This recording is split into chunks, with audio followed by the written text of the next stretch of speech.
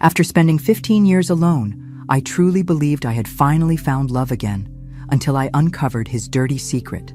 If you're watching this, subscribe to the channel now and let me know in the comments where you're watching from. My story might just save someone you love. The knife sliced through the birthday cake as my children's faces lit up in the glow of 82 candles. Their smiles never reached their eyes. I could feel it, that subtle current of impatience as I prepared to speak. Before we eat, I'd like to say something about your father. Today would have been our 57th anniversary, and I remember how he used to— Mom, Michael interjected, his phone buzzing beneath the table. We've heard this story 1,000 times. I caught the look that passed between my children, Michael checking his work emails, Diane whispering to her husband about their summer home renovation, and Patricia texting her new boyfriend under the table. My 5 grandchildren formed a wall of downturned faces, illuminated by the blue glow of their screens. Of course, I smiled, swallowing the memories whole. Let's eat. Later that night, I sat alone in my Victorian home, 15,000 square feet of emptiness filled with antiques and echoes. Martha, my personal assistant of 30 years, helped me up the stairs, her own movements hindered by severe arthritis. Edward called about the annual investment review, she mentioned, referring to our family attorney. At 75, Martha's body was failing, but her mind remained razor-sharp. Shall I schedule him for next week? Yes, that would be fine. My voice sounded hollow even to my own ears. Eleanor, Martha paused at my bedroom door, her eyes soft with concern. Are you all right? Perfectly fine, I lied. Just tired from all the excitement. After she left, I moved to my vanity, staring at the reflection of a stranger. 15 years a widow, 82 years old, wealthy beyond measure and poorer than I'd ever been. I touched the photo of Robert on my nightstand. His death had never made sense to me. A sudden heart attack, they said. But the hospital seemed in such a rush, the explanations so vague. When I questioned the details, they dismissed me as a confused widow in mourning. That night, for the first time in years, I allowed myself to cry. Not delicate tears, but body-racking sobs that left me gasping. I cried for Robert, for my children's indifference, for the emptiness that my considerable fortune couldn't fill. I never expected that 2 months later I would be laughing in a farmer's market with a silver-haired stranger as he helped me pick up apples I'd knocked over. I never imagined that his warm southern drawl would become the voice I most longed to hear. And I certainly never dreamed that Richard Parker, with his kind eyes and gentle hands, would be the man who planned to destroy me. But that's getting ahead of myself. First, let me tell you about the day in March when I dropped those apples and a seemingly kind man knelt down to help me, the day I mistook a predator for a savior. These apples know what they're doing, always making a break for freedom, he said, kneeling beside me on the farmer's market floor, his silver hair catching the morning light. I laughed, a genuine sound that startled me. How long had it been since I'd laughed like that? I'm Richard Parker, he said, handing me the last apple with a slight bow. A younger man stood nearby, smiling politely. And that's my nephew, Jason. Eleanor Blackwood, I replied, suddenly conscious of my appearance. I'd left the house without Martha for the first time in months while she attended a doctor's appointment for her worsening arthritis. Would you join me for coffee, Eleanor? Richard asked, his southern accent gentle on my name. Unless you have someone waiting? No one's waiting, I admitted, the truth of those words heavier than I intended. At the market cafe, our conversation flowed effortlessly. Richard spoke of moving to Connecticut to be closer to Jason, his only family, after losing his wife to cancer 5 years earlier. Grief makes strange companions of us all, he said, stirring his coffee. Some days I wake up and for a split second I forget she's gone. I know exactly what you mean, I whispered, the recognition of shared loss creating an instant bond between us. 2 hours passed like minutes. As we prepared to leave, Richard hesitated. I'd very much like to see you again, Eleanor. Would that be something you might consider? My heart fluttered like a teenager's. I'd like that. That evening, Martha listened as I recounted the encounter, her expression shifting between happiness and concern. Just be careful, Eleanor. You're a wealthy woman, and there are people who— It was just coffee, Martha, I interrupted, though the warmth in my cheeks betrayed me. Nothing more. But it was more. Much more. Over the next 3 months, Richard became the center of my world. We walked through parks where cherry blossoms rained around us. We attended the symphony where his hand found mine during Debussy. We discussed books over lunches that stretched into dinners. He listened, truly listened, to stories my own children had long ago tired of hearing.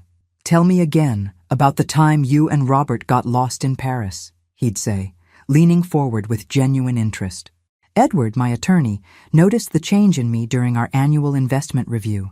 "I saw you with a gentleman downtown last week," he mentioned carefully. "A new friend?" When I told him about Richard, Edward suggested a background check. "Standard procedure for clients of your standing." I declined, feeling offended at the implication. Richard wasn't some fortune hunter. He was a gentleman who made me feel alive again. In July, when my children canceled our Sunday dinner, claiming busy schedules, Richard and Jason appeared at my door with wine and groceries. "We thought you shouldn't dine alone," Richard said, his eyes crinkling with warmth.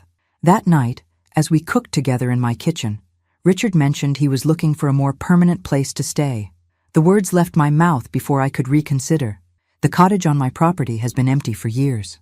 The smile that spread across his face made my heart soar. I had no idea I'd just invited the wolf into my garden. "Are you sure about this?" Edward asked, sliding the rental agreement across his mahogany desk. His office smelled of leather and caution. "It's just the cottage, Edward, not the crown jewels." I signed with a flourish, imagining Richard's face when I told him. "And you've known this man for 4 months?" Edward's tone was measured, his eyes searching mine. "Some people know each other for decades and remain strangers," I countered. "Others connect instantly." He nodded slowly. "I've included a 6-month term with a clear termination clause, just as a precaution." When I told my children about Richard and Jason moving into the cottage, their reactions ranged from skeptical to hostile. "Mom, you barely know this man," Michael argued during a rare visit in August. "Who is this Richard person anyway?" Diane demanded. Patricia was blunter. "He's obviously after your money." I stood up, my voice steady. "I am elderly, not senile. I can manage my own affairs." Their shocked expressions would have been comical if they weren't so painful. When had my children started seeing me as a liability to be managed rather than a person with desires and needs? Richard and Jason moved in during early September. The cottage, separated from the main house by a large garden, gave us privacy while maintaining propriety. Richard surprised me with small gifts: a book of poetry, wildflowers picked during his morning walks, a homemade peach cobbler using his grandmother's secret recipe. But as autumn leaves began to fall, subtle changes emerged. "This investment opportunity is perfect," Jason mentioned one evening over dinner. "But I need capital to secure my position." "My pension doesn't stretch as far as it used to," Richard sighed another day. "These medical bills add up." I found myself offering help, small amounts at first.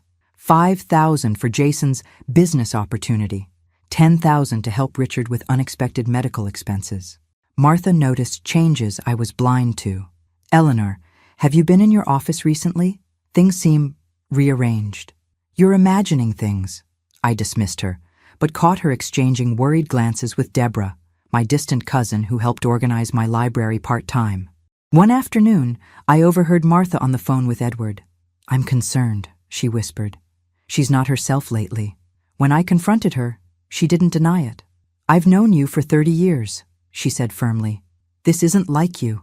"You're jealous," I accused, the words tasting bitter even as I spoke them.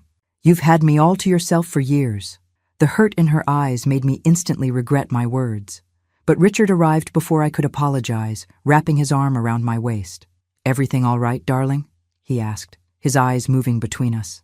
"Fine," Martha said stiffly, leaning heavily on her walker as she left. Later that week, Edward called about an unusual transaction in one of my smaller accounts. "I authorized Richard to make a small investment," I explained. "Just $50,000. Edward's silence spoke volumes. "It's my money, Edward," I reminded him. "Of course it is," he replied. "I'd like to discuss some irregularities I've noticed. Can we meet tomorrow?" But tomorrow became next week, and next week became next month. Richard always had reasons why I shouldn't go, We had tickets to the theater, or he'd planned a special dinner, or wasn't I feeling a bit under the weather? Lawyers always see problems where none exist, he told me. It's how they justify their fees. I believed him. God help me, I believed every word. Eleanor Blackwood Parker, Richard whispered against my hair. Has a nice ring to it, don't you think? We stood by the fireplace in my study, an autumn storm raging outside. In his palm lay a small velvet box containing a modest diamond ring. It was my grandmother's, he said. Nothing fancy, but given with all my heart. My fingers trembled as I touched the ring. After 7 months together, Richard had proposed during a candlelit dinner, getting down on one knee despite his troublesome hip. I need time to think, I replied, though my heart had already decided. Richard's face fell momentarily before his smile returned. Of course, darling. Take all the time you need. But in the days that followed, something shifted. Richard's attentions intensified, becoming almost suffocating. His comments about my family and advisors grew increasingly pointed. They'll never approve of us, he murmured during an embrace. To them, you're an asset to be protected, not a woman deserving happiness.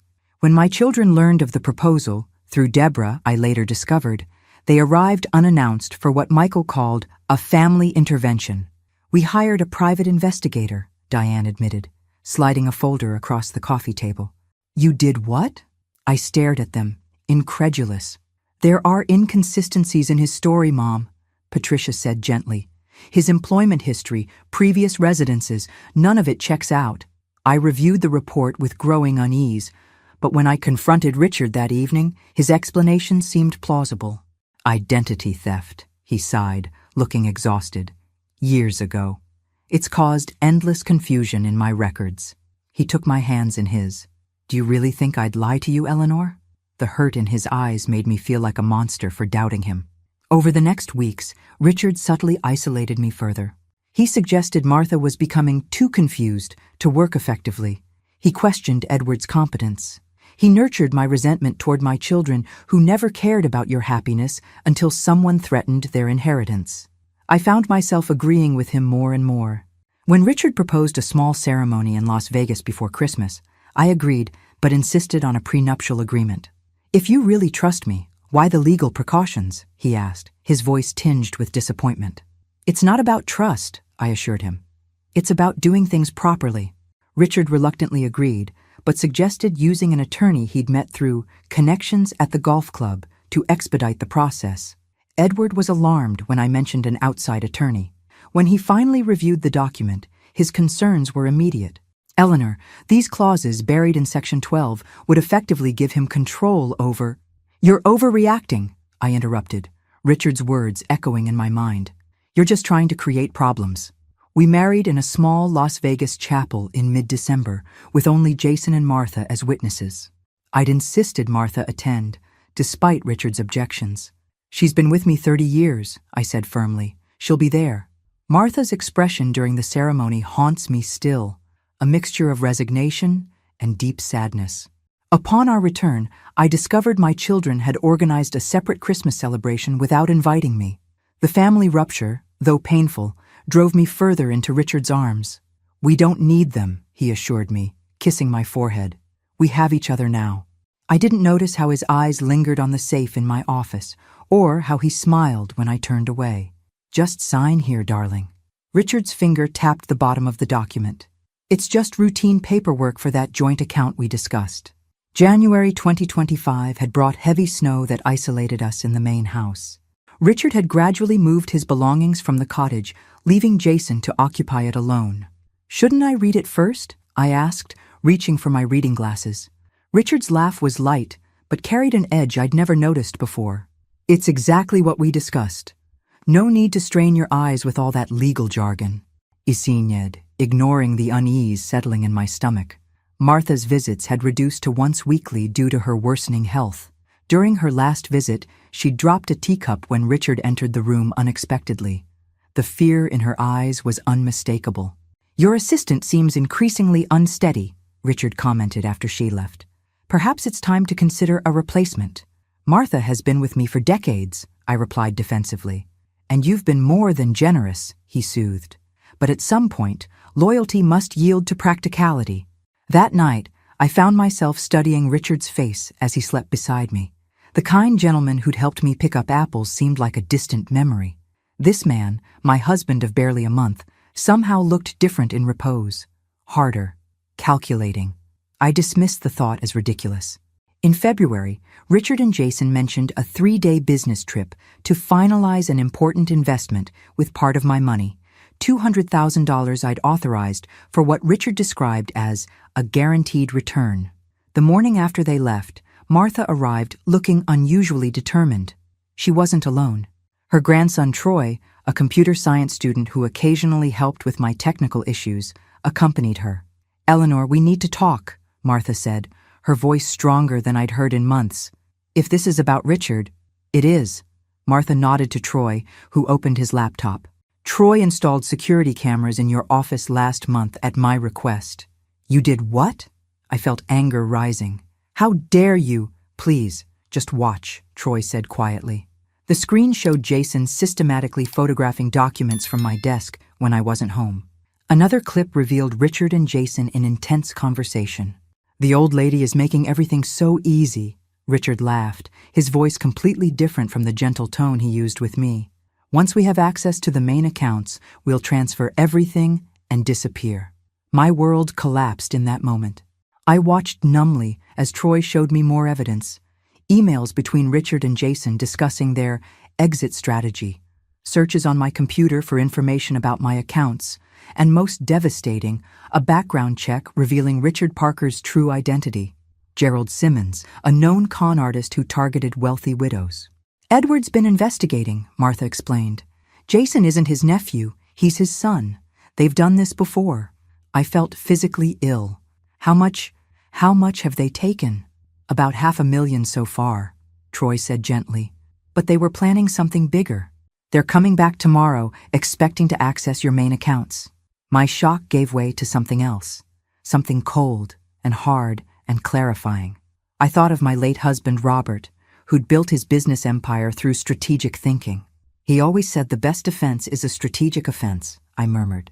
Looking up at Martha and Troy, I straightened my shoulders. "Call Edward, tell him to bring the police, but not until I say so." "What are you planning?" Martha asked. "They think I'm a helpless old woman," I replied, my voice steady. "It's time to show them how wrong they are." "How was your trip?" I asked, pouring Gerald. I couldn't think of him as Richard anymore. A glass of his favorite bourbon. My hands didn't shake at all. "Productive," he replied, settling into the armchair in my study. Jason stood by the fireplace, examining the antique clock on the mantel. "I'm glad to hear it." I smiled, sipping my own drink. "While you were gone, I've been thinking about our future." Gerald's eyes sharpened with interest. "Oh? Yes." I moved to my desk, retrieving a folder. "I've been going through some of Robert's papers. Did I ever mention the offshore account he established in the Cayman Islands?" The barely concealed flash of greed in Gerald's eyes sickened me. "No, I don't believe you did," he replied carefully. "It's substantial," I continued, watching their reactions. "Robert was always cautious about taxes. The account hasn't been touched since his death." Jason moved closer, his facade of respectful interest slipping. "How substantial are we talking, Eleanor?" 8 figures, I said quietly, "but accessing it requires specific documentation. Robert was very particular about security." Gerald leaned forward, his mask of affection completely gone now. "And you have this documentation?" "Some of it." I pulled out several official-looking papers, actually worthless documents Troy had helped me create. "The rest is with Edward."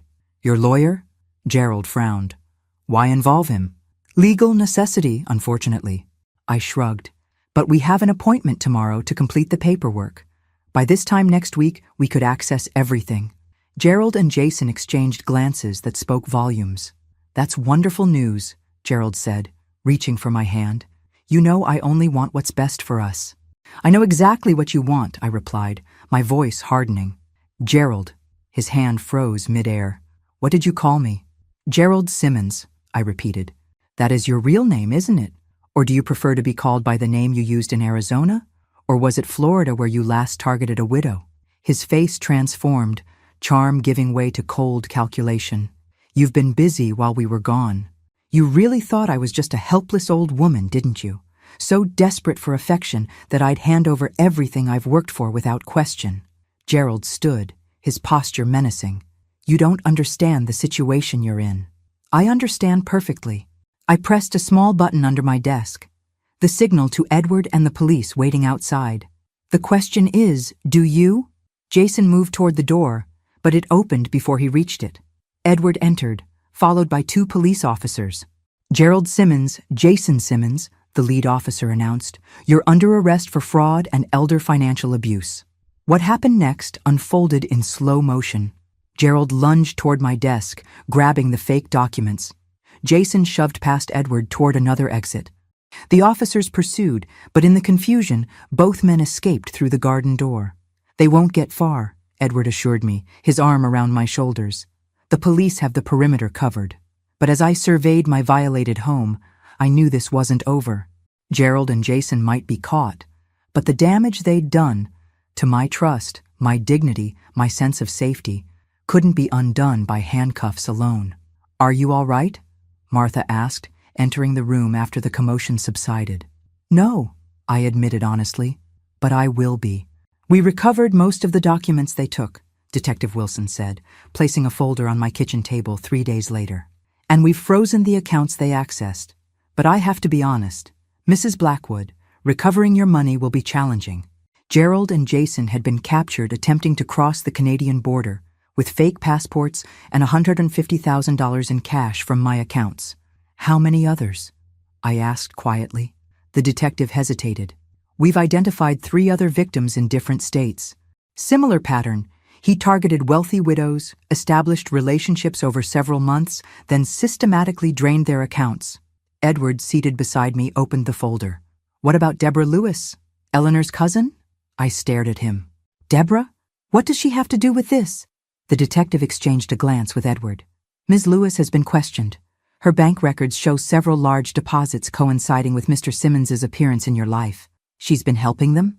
The betrayal felt like a physical blow. Deborah, who had organized my library for years, who had joined family dinners, who had access to my personal papers and schedules. She's admitted to providing information about your routines and finances, Detective Wilson confirmed.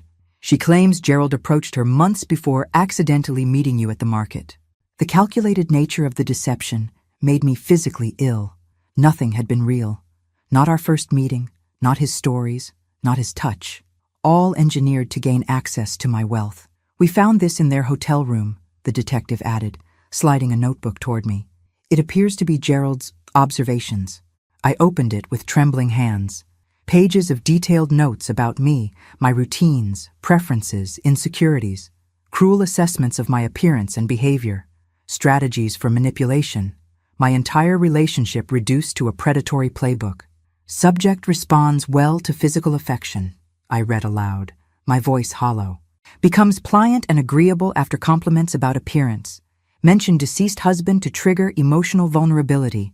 Martha reached over, gently closing the notebook. You don't need to read anymore. But I couldn't stop. I flipped to the last entry, dated just before their final business trip. Eleanor increasingly suspicious. Time to accelerate extraction and exit strategy. Jason will secure remaining documents while I finalize access to primary accounts. Target value approximately $10 million accessible, potential $30 million through posthumous inheritance. The clinical coldness of the words froze my blood. Posthumous inheritance? The detective and Edward exchanged glances. We believe they may have been planning. Edward paused, choosing his words carefully. They were going to kill me. I finished for him, the truth crystallizing with terrible clarity. After getting access to everything, they were going to arrange an accident. The room spun around me. All those nights I'd slept beside him, vulnerable and trusting. All those meals he'd prepared with his special ingredients. The way he discouraged my blood pressure medication, claiming natural remedies were better. I want a full toxicology screening, I said suddenly. Hair, blood, everything. Edward nodded. I've already arranged it. The doctor will be here in an hour. That night, alone in my bedroom, I couldn't bear to sleep in the master suite we'd shared. I found myself staring at Robert's photograph. You tried to warn me, I whispered, remembering my suspicions about his death. All those hospital irregularities, I questioned. You were trying to protect me even then. Something shifted inside me, grief hardening into resolve. I'd spent months as a victim, manipulated and deceived. But now, with Gerald and Jason in custody and the full extent of their scheme exposed, I had a choice. I could retreat into shame and fear, or I could transform this nightmare into something meaningful. The next morning, I called Michael. "I need your help," I said when he answered, my voice stronger than it had been in months. "It's about your father's death. I think you were right. Something wasn't right about it." "Mom?" His surprise was evident. "What's going on?" "I'm through being manipulated and silenced," I told him. "It's time to uncover the truth, all of it." As I hung up, I caught my reflection in the mirror. The woman staring back at me was changed, eyes clearer, jaw firmer, shoulders squared. Gerald had awakened something in me he never intended. Not just anger, but purpose. "Mrs. Blackwood, you understand this case will be difficult to pursue after 15 years? The medical malpractice attorney leaned forward across his desk, his expression grave. "The statute of limitations can be extended in cases of fraud or concealment," I finished for him. "Which is exactly what happened with my husband's death." Michael sat beside me nodding. "The hospital altered records. We have evidence." It had been 3 weeks since Gerald's arrest in March. While the fraud case against him proceeded, I'd launched investigations of my own. Starting with Robert's suspicious death, Michael had finally revealed what he'd discovered years ago. Discrepancies in Robert's medical reports suggesting negligence that likely contributed to his heart attack, followed by an institutional cover-up. "Why didn't you tell me?" I'd asked him. "You were devastated, Mom. I thought knowing would only cause more pain." He'd looked away, and then it seemed too late. The attorney reviewed our evidence. Inconsistent timestamps on medical records, missing pages from Robert's file, and statements from a retired nurse who remembered irregularities in the case. "I'll take it," he decided. "But the process will be grueling." "I've survived worse," I replied. Meanwhile, the toxicology tests confirmed my fears. Elevated levels of arsenic in my hair samples, consistent with low-dose poisoning over several months. Not enough to kill quickly, but enough to gradually weaken me, making any eventual accident more plausible. That evening I hosted a family dinner, the first since Gerald's deception. My children arrived looking nervous, as if entering a minefield. "Thank you for coming," I said, as we gathered in the dining room.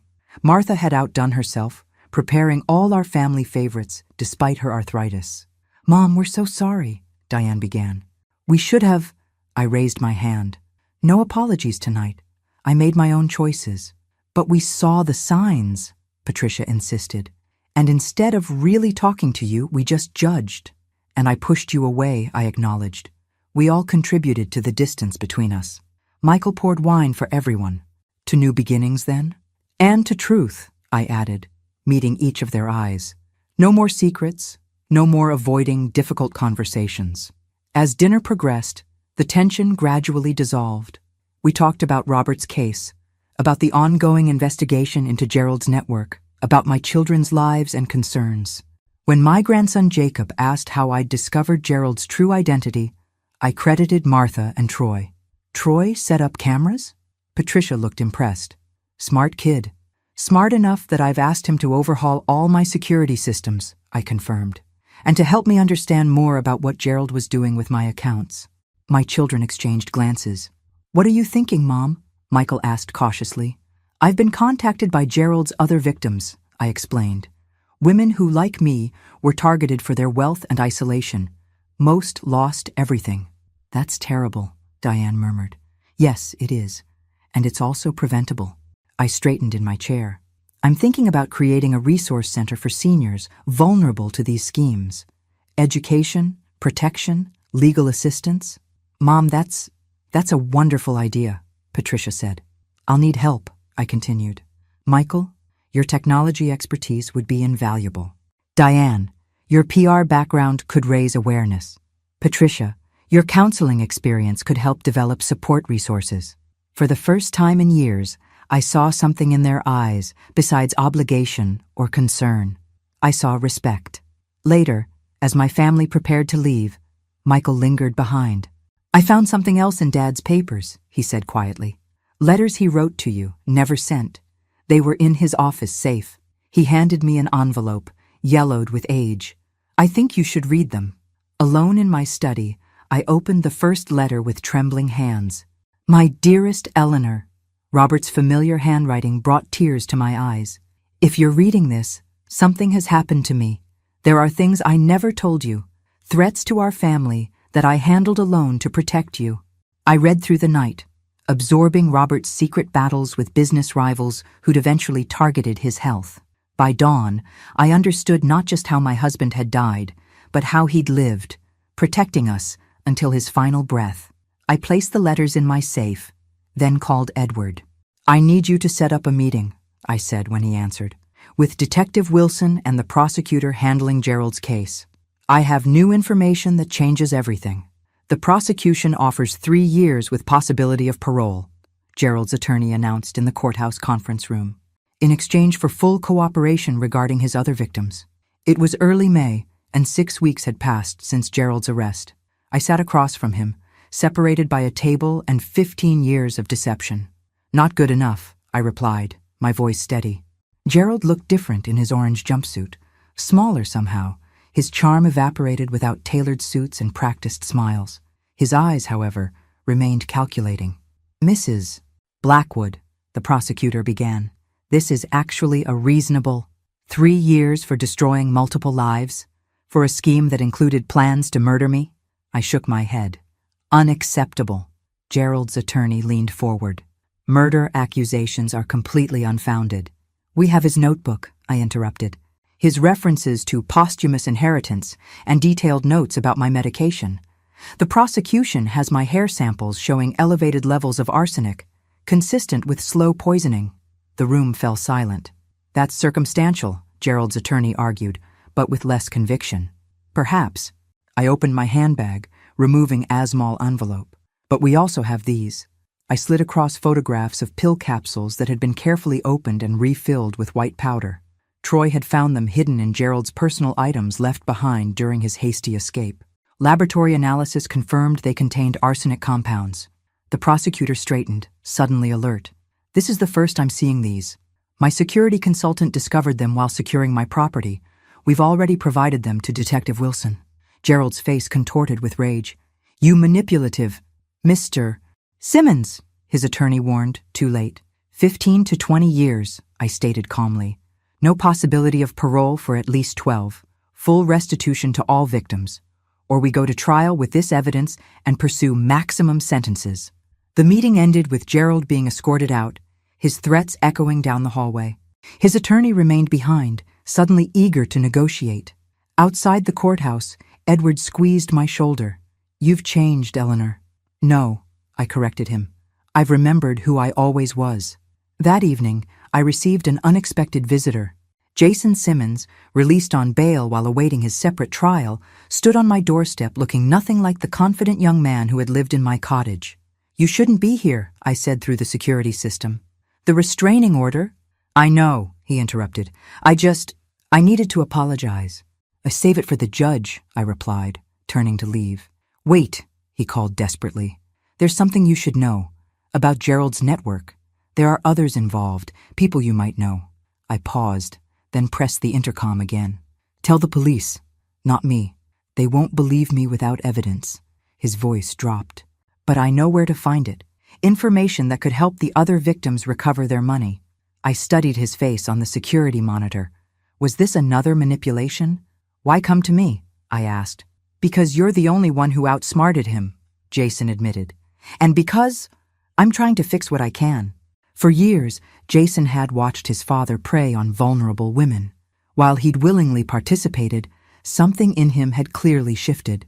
Perhaps seeing Gerald's willingness to poison an elderly woman had finally crossed a moral line even he couldn't ignore. The police detective handling the case will contact you tomorrow, he told him. Tell him everything. If your information helps recover stolen funds, I'll ask him to consider it during your sentencing. As I walked away from the monitor, Martha appeared in the hallway, leaning on her new electric scooter, a gift from me to ease her mobility. Was that who I think it was? She asked. Yes, I replied. A desperate man looking for redemption. Martha studied my face. And will he find it? That depends on whether he's truly changed, I said, or just playing another angle. I slept soundly that night, no longer haunted by Gerald's ghost. Whether Jason was sincere or manipulative no longer mattered. I had reclaimed my power, my voice, and most importantly, my trust in my own judgment. Gerald had taught me the most valuable lesson of all, that strength often comes disguised as heartbreak. I'd like to start small, I explained to Edward, reviewing the preliminary paperwork spread across my dining room table. A community resource center first, before expanding into a formal foundation. It was early June, 3 months since Gerald's deception had been exposed. His case was moving through the legal system, with a plea deal expected by August based on the overwhelming evidence and Jason's testimony against him. The cottage would be perfect, I continued. It's separate from the main house, but still on the property where I can oversee things. Edward nodded approvingly. Starting local makes sense. Build a model that works before scaling up. Martha entered with a tray of tea, her new assistant Sam helping navigate her scooter through the doorway. At 76, Martha had finally agreed to reduce her responsibilities, but remained enthusiastic about my new project. Troy called, she announced. He's finished the security assessment and has some ideas for the resource center's technical setup. In the weeks following Gerald's arrest, Troy had become an unexpected ally. His expertise had not only secured my home, but helped track financial transactions that led to recovering nearly 40% of what Gerald had stolen from me and his other victims. A remarkably high recovery rate for such fraud cases. I've been thinking, I said, taking the tea Martha offered. The resource center will need educational materials, workshops, counseling resources. We'll need people with expertise. Your children each bring valuable skills, Edward observed. Have you discussed it with them? I nodded. Michael's already designing a secure communication system for seniors to report suspicious activities. Diane's developing an awareness campaign. Patricia's creating a trauma support framework for victims. The doorbell rang and Sam went to answer it. Moments later, the room filled with my family. All 3 children, their spouses, and several of my grandchildren, carrying folders and laptops. Sorry we're late, Michael called. Traffic was terrible. Diane immediately began pinning concept boards to my cork wall. I've outlined the first 3 months of public messaging.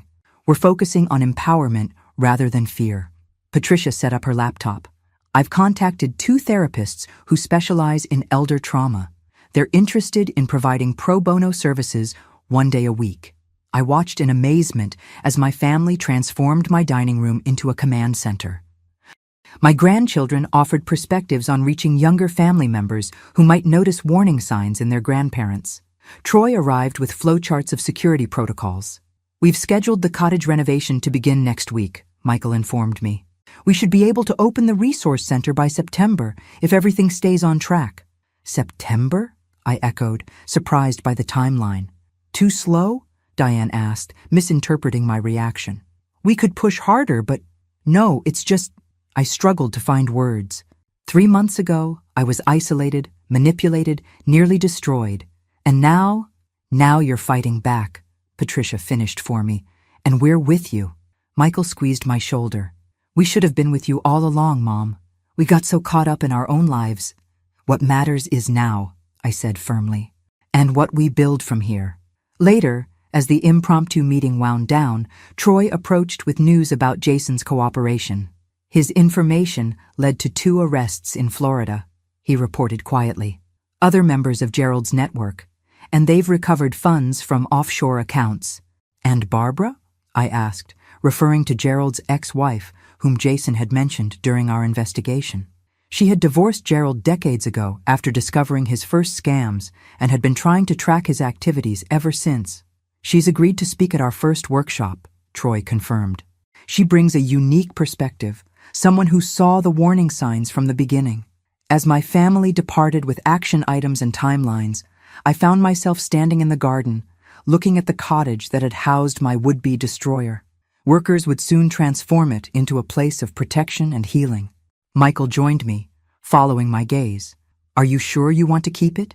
We could tear it down, build something new. I shook my head. No, Transforming it is better. A reminder that what hurts us can become what heals us with the right perspective. He nodded thoughtfully. Dad would be proud, you know. Yes, I agreed, thinking of Robert's letters. He understood that protecting others sometimes means fighting back. The setting sun cast long shadows across the garden, but for the first time in months, I felt no darkness within. Gerald had sought to diminish me. Instead, he had accidentally catalyzed my rebirth. Mrs. Blackwood, your 9 o'clock appointment is here. Sam's voice came through the intercom in my temporary office, a converted sunroom overlooking the garden where the cottage renovation was nearing completion.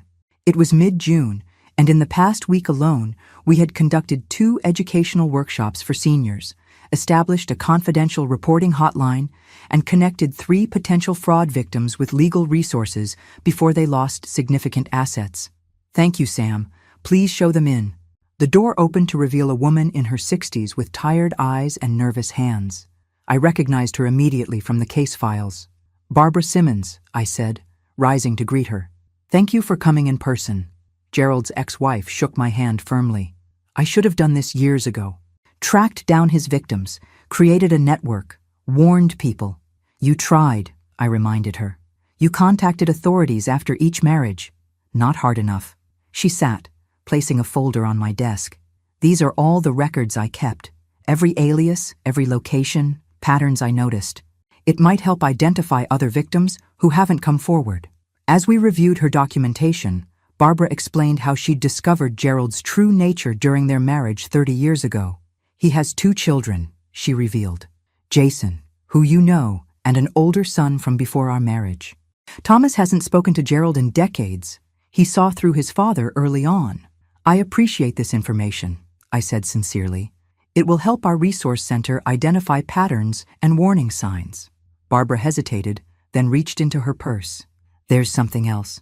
Gerald sent this from prison. She placed a sealed envelope on the desk. He insisted I deliver it personally. My blood ran cold. I want nothing from him. I understand. Barbara didn't touch the envelope again. I told him that, but he was persistent. I'm not here as his messenger. I'm here to support your work, but I felt you should know about this. I considered the envelope. Has it been screened? The prison inspected it, she confirmed. It's just a letter. After Barbara left with promises to return for our next workshop as a speaker, I called Martha, now serving as the Resource Center's administrative director. Should I open it? I asked after explaining the situation. That depends, she replied. Are you strong enough to face whatever game he's playing without letting it affect you? I looked around my office, at the planning documents for the Resource Center, the photos of seniors from our first workshop, the schedule of upcoming educational sessions. Yes, I realized. I am. The letter was brief. Eleanor, you won.